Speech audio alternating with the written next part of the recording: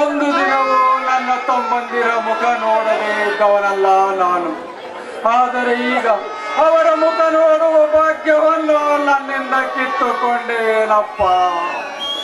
ಪರಮೇಶ್ವರ, ನಿನಗೆ ಕೈ ಮುಗಿದು ಬೇಡಿಕೊಳ್ಳುತ್ತೇನೆ, ಇನ್ನು ಬಾಳಿ ಬದುಕಬೇಕಾದ ನನ್ನ ತಮ್ಮಂದಿರಿಗೆ ಯಾವ ಕಷ್ಟವನ್ನು ಕೊಡಬೇಡ ತಂದೆ, ಯಾವ ಕಷ್ಟವನ್ನು ಕೊಡಬೇಡ ದೇವ.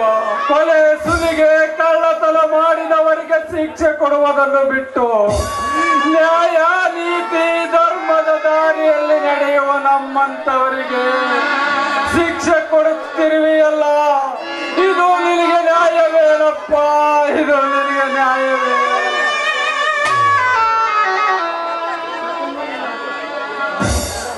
ಪಾಪ, ನೀನೇನು ಮಾಡುವೆ? ಕಟುಕರು ಮಾಡುವ ಕುತಂತ್ರವನ್ನು ಕಂಡು ನೀನು ಮೂಕನಾಗಿರುವೆ ದೇವ. ಇನ್ನು ನೀನು ಸುಮ್ಮನಿದ್ದರೆ ಈ ನಿನ್ನ ಭಕ್ತರಿಗೆ ಉಳಿಗಾಲವಿಲ್ಲಪ್ಪ, ಉಳಿಗಾಲವಿಲ್ಲ.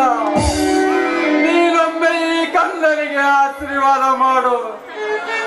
ಕಟುಕರ ವಿರುದ್ಧ ಸೆಡ್ಡು ಹೊಡೆದು ರಾಜ್ ಮತ್ತು ಅವನ ತಮ್ಮ ಸುನಿಲ್ ರಾಜನಿಗೆ ನ್ಯಾಯದ ನೀರು ಕುಡಿಸಿ ಅವರಿಬ್ಬರ ರುಂಡವನ್ನು ಚೆಂಡಾಡಿ ಕರ್ಮಕ್ಕೆ ಅಂತ್ಯ ಹಾಡಿ ಧರ್ಮದ ಜ್ಯೋತಿಯನ್ನು ನಾನು ಬೆಳಗಿಸುತ್ತೇನೆ.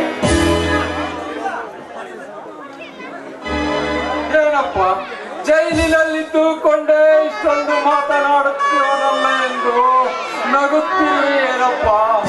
ನಗುತ್ತಂದೆ ನಗು, ನಿನ್ನ ಲೀಲೆಯನ್ನು ಬಲ್ಲವರಾರು. ಕಾದು ನೋಡುತ್ತೇನೆ ದೇವ, ಮುಂದೇನಾಗುವುದೆಂದು.